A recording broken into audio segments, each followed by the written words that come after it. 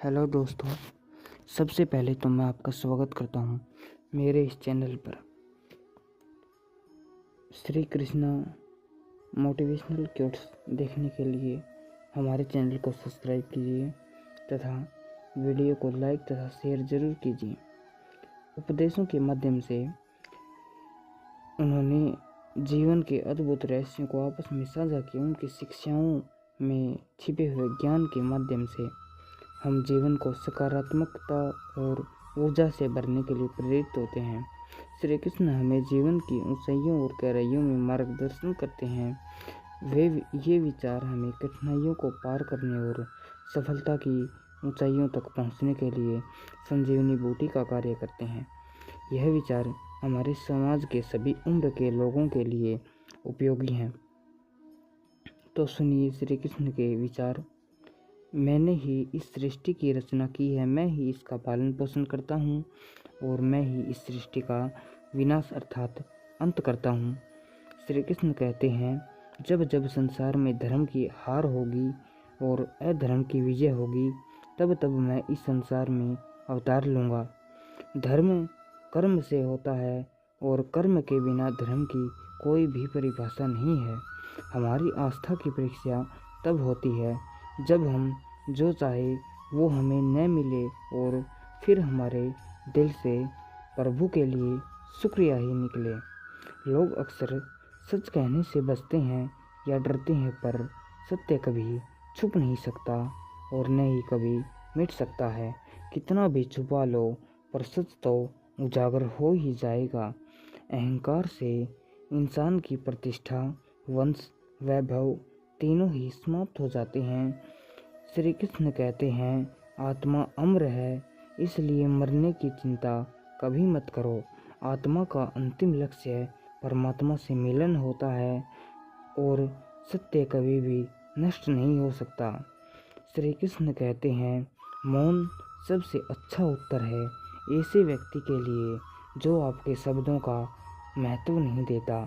नर्क जाने के 3 द्वार हैं, काम, क्रोध और लोभ। इन तीनों द्वारों में जो व्यक्ति फंस जाता है वह कभी भी स्वर्ग की प्राप्ति नहीं कर सकता। कर्म करो और फल की इच्छा मत करो। समय कभी भी किसी के लिए नहीं रुकता है। श्री कृष्ण कहते हैं, व्यक्ति जो भी चाहे वह बन सकता है यदि वह विश्वास के साथ इच्छित वस्तु पर लगातार चिंतन करे तो मन की हलचल, होश, सांस और भावनाओं के माध्यम से भगवान की शक्ति सदैव तुम्हारे साथ ही होती है। शांत रहने से सभी दुखों का अंत हो जाता है और शांत मन मनुष्य की बुद्धि को शीघ्र ही स्थिर करने में और परमात्मा से मिलन करने में सहायता करता है। जो बात सच पर आधारित होती है उसे कहने, करने और मानने से हमें कभी भी नहीं डरना चाहिए। श्री कृष्ण कहते हैं, सदा प्रेम ही माफ़ी मांगना पसंद करता है और अहंकार सदा ही माफ़ी सुनना पसंद करता है। एक बार किसी को माफ़ करके अच्छे बन जाओ, लेकिन दोबारा उसी इंसान पर कभी भरोसा करके बेवकूफ़ मत बनो। धर्म केवल हमें रास्ता दिखाता है, परंतु मंजिल तक तो कर्म ही पहुंचाता है। इंसान की इच्छा पूरी नहीं होती, उसका क्रोध बढ़ जाता है और उसकी इच्छा पूरी हो जाती है तो लोभ बढ़ता है। इसलिए जीवन की हर स्थिति में अपने धैर्य को बनाए रखें। जिस मनुष्य के चारों तरफ नकारात्मक ऊर्जा वाले लोग रहते हैं, उस मनुष्य का मंजिल से भटक जाना निश्चित है। आज यदि आपके बुरे दिन चल रहे हैं तो कल अवश्य ही अच्छा होगा। आप केवल निस्वार्थ भावना से अपना कर्म कीजिए। जो मार्ग ईश्वर ने आपके लिए खोला है उसे कभी भी कोई बंद नहीं कर सकता। मनुष्य का जीवन तो केवल उसके कर्मों पर ही आधारित होता है। वह जैसा भी कर्म करता है उसका जीवन वैसा ही बन जाता है। जीवन में आधे दुख इस वजह से आते हैं क्योंकि हमें उनसे आशाएं बनाए रखी हैं जिनसे हमें नहीं बनानी चाहिए। जिस मनुष्य ने अपनी जवानी में बहुत सारे पाप किए हों उसे बुढ़ापे में नींद कभी नहीं आती है। श्री कृष्ण कहते हैं, महाभारत में भगवान श्री कृष्ण द्वारा अर्जुन को दिए गए उपदेश आज भी हमारे जीवन के लिए बहुत उपयोगी हैं। अगर मनुष्य इन वचनों को आत्मसात कर ले तो उसका जीवन अवश्य ही सफल हो जाएगा। आज यहाँ हम ऐसे ही 15 अनमोल वचनों के बारे में जानेंगे। व्यक्ति को उसके कर्म का फल उसी तरह ढूंढ लेता है जैसे कि कोई बछड़ा सैकड़ों गायों के बीच अपनी माँ को ढूंढता है। आत्मा ना तो जन्म लेती है और ना ही मरती है, ना ही इसे जलाया जा सकता है, ना ही इसको भिगोया जा सकता है। आत्मा अमर है और अविनाशी है। संसार में ऐसा कोई भी वस्तु नहीं है जो स्थायी हो। आत्मा शरीर को वैसे ही छोड़ती है जैसे मनुष्य अपने पुराने कपड़ों को उतार कर नए कपड़े धारण कर लेता है। व्यक्ति का सुख दुख, मान अपमान, लाभ हानि का एहसास करना मन की शरारत है। आत्मा का इससे कोई लेना देना नहीं है। जब यह संसार ही स्थायी नहीं है तब इस संसार की कोई वस्तु कैसे स्थायी हो सकती है।